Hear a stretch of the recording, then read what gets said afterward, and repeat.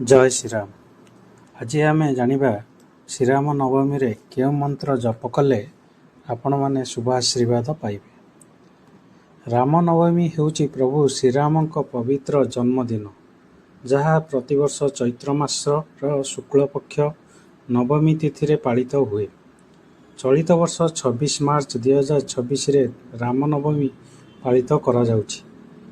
ଏହି ଦିନ ପ୍ରଭୁ ଶ୍ରୀରାମଙ୍କ ନାମ ଜପ, ପୂଜା, ଉପବାସ, ଭକ୍ତି, କୀର୍ତ୍ତନ ଏବଂ ମନ୍ତ୍ର ଜପ କରିବା ଦ୍ୱାରା ସର୍ବୋତ୍ତମ ଫଳପ୍ରଦ ବୋଲି ବିଶ୍ୱାସ କରାଯାଏ। ଶାସ୍ତ୍ରରେ ବର୍ଣ୍ଣିତ ଅନୁସାରେ କେବଳ ରାମନାମ ସ୍ମରଣ ଶ୍ରୀରାମଙ୍କୁ ପ୍ରସନ୍ନ କରେ ଏବଂ ଭକ୍ତଙ୍କ ଜୀବନରୁ ସମସ୍ତ କଷ୍ଟ ଦୂର କରେ। ରାମ ନବମୀର ପବିତ୍ର ଅବସରରେ ପ୍ରଭୁ ରାମଙ୍କୁ ପ୍ରସନ୍ନ କରିବା ପାଇଁ କେଉଁ ମନ୍ତ୍ରଗୁଡ଼ିକ ଜପ କରିବା ସେ ବିଷୟରେ ଆଜି ଆଲୋଚନା କରିବା। ଏଥିସହିତ ଏହି ଦିନ ପ୍ରଭୁ ଶ୍ରୀରାମ ତାଙ୍କ ଭକ୍ତମାନଙ୍କୁ ବିଶେଷ ସଂକେତ ଦିଅନ୍ତି, ଯାହା ସୂଚିତ କରେ ଯେ ପ୍ରଭୁ ଶ୍ରୀରାମ ତାଙ୍କ ଭକ୍ତଙ୍କ ନିକଟରେ ଉପସ୍ଥିତ ଅଛନ୍ତି ଓ ସେମାନଙ୍କ ଜୀବନରେ ସୁଖ, ଶାନ୍ତି ଏବଂ ସମୃଦ୍ଧି ଆସିବାକୁ ଯାଉଛି। ପ୍ରଭୁ ରାମଙ୍କ ସହିତ ଜଡ଼ିତ ଏହି ସଂକେତଗୁଡ଼ିକ ଆପଣଙ୍କ ଅବଚେତନ ମନକୁ ଶାନ୍ତି ଏବଂ ଆତ୍ମବିଶ୍ୱାସ ପ୍ରଦାନ କରନ୍ତି, ଯାହା ଜୀବନର ଚ୍ୟାଲେଞ୍ଜଗୁଡ଼ିକ ସାମ୍ନା କରିବା ସହଜ କରିଥାଏ। ଆମେ ଆଜି ସର୍ବପ୍ରଥମେ ଜାଣିବା ରାମ ନବମୀରେ କେଉଁ ଶୁଭମନ୍ତ୍ର ଜପ କଲେ ଶ୍ରୀରାମଙ୍କ ଶୁଭାଶୀର୍ବାଦ ମିଳିଥାଏ। ଓଂ ଶ୍ରୀ ରାମାୟ ନମଃ।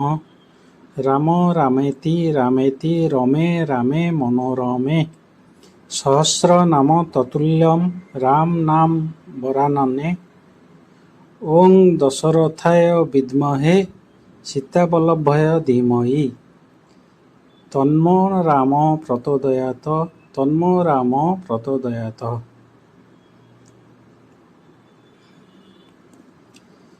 ଏହି ମନ୍ତ୍ର ଜପର ପଦ୍ଧତି କ'ଣ ଆମେ ଜାଣିବା।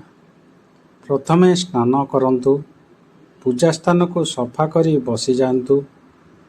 ଏହାପରେ ଏକ ଦୀପ ଜାଳନ୍ତୁ।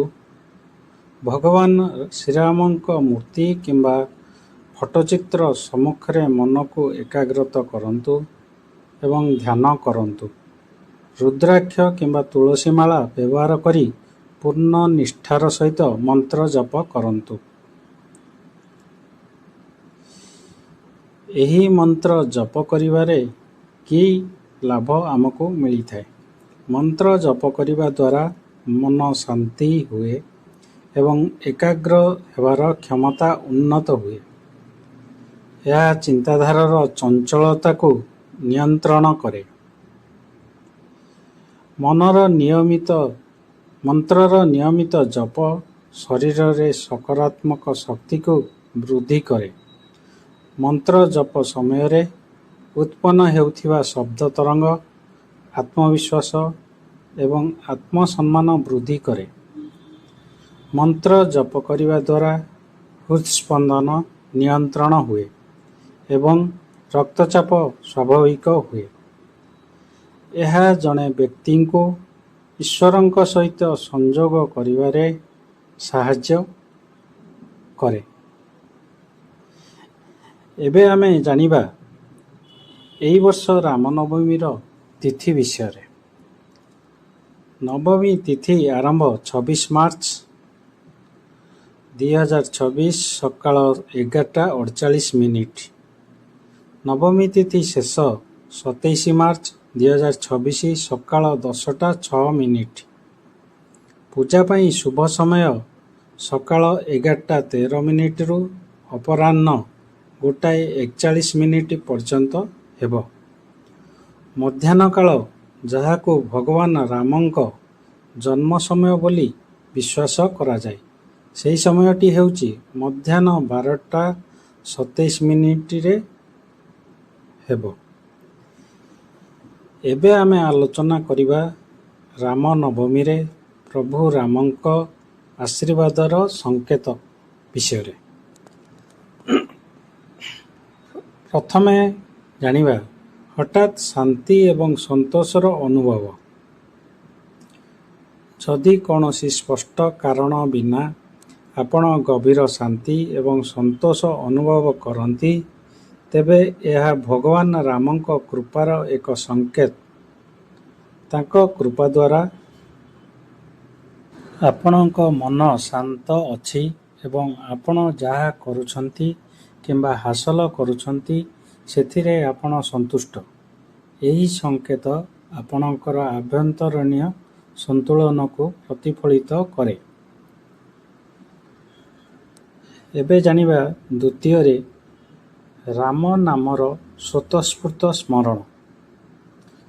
ଯଦି ରାମ ନବମୀରେ ରାମ ନାମ କିମ୍ବା କୌଣସି ସ୍ତୁତି ଆପଣଙ୍କ ମନରେ ବାରମ୍ବାର ପ୍ରତିଧ୍ୱନିତ ହୁଏ, ତେବେ ବୁଝନ୍ତୁ ଯେ ପ୍ରଭୁ ଆପଣଙ୍କୁ ବହୁତ ନିକଟତର ଏବଂ ଆପଣଙ୍କୁ ତାଙ୍କଠାରୁ ଦୂରେଇ ଯିବାକୁ ଦେଉନାହାନ୍ତି। ଏହାର ଅର୍ଥ ହେଉଛି ଆପଣ ସମ୍ପୂର୍ଣ୍ଣ ଭାବରେ ଶ୍ରୀରାମଙ୍କ ନାମରେ ବୁଡ଼ି ରହିଛନ୍ତି ଏବଂ ଆପଣଙ୍କ ଲକ୍ଷ୍ୟ ଆଡ଼କୁ ଅଗ୍ରସର ହେଉଛନ୍ତି। ତୃତୀୟରେ ଆମେ ଜାଣିବା ସ୍ୱପ୍ନରେ ପ୍ରଭୁ ଶ୍ରୀରାମ କିମ୍ବା ତାଙ୍କର କୌଣସି ପ୍ରତୀକ ଦେଖିବା। ଯଦି ଆପଣ ସ୍ୱପ୍ନରେ ଶ୍ରୀରାମଙ୍କ ଦରବାର, ତାଙ୍କ ଧନୁ ଏବଂ ତୀର କିମ୍ବା ଅଯୋଧ୍ୟା ଭଳି ଦୃଶ୍ୟ ଦେଖନ୍ତି, ତେବେ ଏହାର ଅର୍ଥ ହେଉଛି ଯେ ରାମଙ୍କ ନାମ ଆପଣଙ୍କ ଅବଚେତନ ମନରେ ମଧ୍ୟ ପ୍ରତିଧ୍ୱନିତ ହେଉଛି। ଏହା ଆଧ୍ୟାତ୍ମିକ ସଂଯୋଗର ଏକ ସଂକେତ ବୋଲି ବିବେଚନା କରାଯାଏ। ଚତୁର୍ଥରେ ଆମେ ଜାଣିବା ଘରେ ସକାରାତ୍ମକ ଶକ୍ତି ଏବଂ ପରିବେଶ। ରାମ ନବମୀରେ ଘରେ ହଠାତ୍ ଶାନ୍ତି, ସୁଖ, ଖୁସି ଏବଂ ସକାରାତ୍ମକ ଶକ୍ତି ଅନୁଭବ କରିବା ପ୍ରଭୁଙ୍କ ଉପସ୍ଥିତିର ପ୍ରତୀକ। ପୂଜା ସମୟରେ ଯଦି ଦୀପ ଲିଭି ନଯାଇ ସ୍ଥିର ହୋଇ ଜଳେ, ତେବେ ଏହା ଈଶ୍ୱରଙ୍କ ଉପସ୍ଥିତିର ମଧ୍ୟ ଏକ ସଂକେତ ହୋଇପାରେ। ପଞ୍ଚମରେ ଆମେ ଜାଣିବା ସମସ୍ୟାର ହଠାତ୍ ସମାଧାନ। ଯଦି ରାମ ନବମୀରେ ଏକ ଦୀର୍ଘକାଳୀନ ସମସ୍ୟାର ସମାଧାନ ହୁଏ, ତେବେ ଏହା ପ୍ରଭୁ ଶ୍ରୀରାମଙ୍କ କୃପା ଏବଂ ଆପଣଙ୍କ ସକାରାତ୍ମକ ମାନସିକତାର ପରିଣାମ। ଶ୍ରୀରାମଙ୍କ ନାମରେ ବିଶ୍ୱାସ ଆପଣଙ୍କୁ ସମସ୍ତ ସମସ୍ୟାର ଦୂର କରିବାରେ ସାହାଯ୍ୟ କରିପାରିବ। ଷଷ୍ଠରେ ଆମେ ଜାଣିବା ଭକ୍ତିର ହଠାତ୍ ଜାଗ୍ରତ ହେବା। ଯଦି ଆପଣ ରାମାୟଣ ପଢ଼ିବା, ରାମଙ୍କ ନାମ ଜପ କରିବା କିମ୍ବା ମନ୍ଦିର ପରିଦର୍ଶନ କରିବା ପାଇଁ ପ୍ରବଳ ଇଚ୍ଛା ଅନୁଭବ କରନ୍ତି, ତେବେ ଏହା ଈଶ୍ୱରଙ୍କ କୃପା ଏବଂ ସମୃଦ୍ଧିର ଏକ ସ୍ପଷ୍ଟ ସଂକେତ। ଏହା ଆପଣଙ୍କ ଭିତରେ ବୃଦ୍ଧି ପାଉଥିବା ଆଧ୍ୟାତ୍ମିକ ସଚେତନତାର ଏକ ସଂକେତ। ରାମ ନବମୀ ଏକ ଶୁଭ ଦିନ, ଯେଉଁଦିନ ଭଗବାନ ଶ୍ରୀରାମଙ୍କ ନାମ ବାରମ୍ବାର ଶୁଣିବା।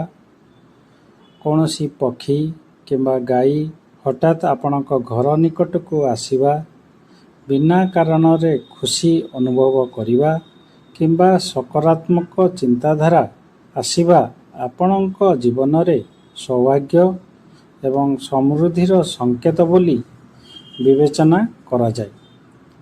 ରାମ ନବମୀର ଏହି ସଂକେତଗୁଡ଼ିକ ଆମକୁ ମନେ ପକାଇ ଦିଏ ଯେ ପ୍ରଭୁ ଶ୍ରୀରାମଙ୍କ କୃପା ସର୍ବଦା ଆମ ସହିତ ଅଛି ଏବଂ ନିଃସ୍ୱାର୍ଥପର ଭକ୍ତି ଏବଂ ସତ୍ କର୍ମ ହେଉଛି ତାଙ୍କର ସର୍ବୋତ୍ତମ ଆଶୀର୍ବାଦ। ଜୟ ଶ୍ରୀରାମ। ଏହି ତଥ୍ୟଟି ଆପଣଙ୍କୁ କିପରି ଲାଗିଲା ତାହା ଲାଇକ୍ ଓ କମେଣ୍ଟସ୍ ମାଧ୍ୟମରେ ଜୟ ଶ୍ରୀରାମ ଲେଖି ଜଣାନ୍ତୁ। ଜୟ ଶ୍ରୀରାମ।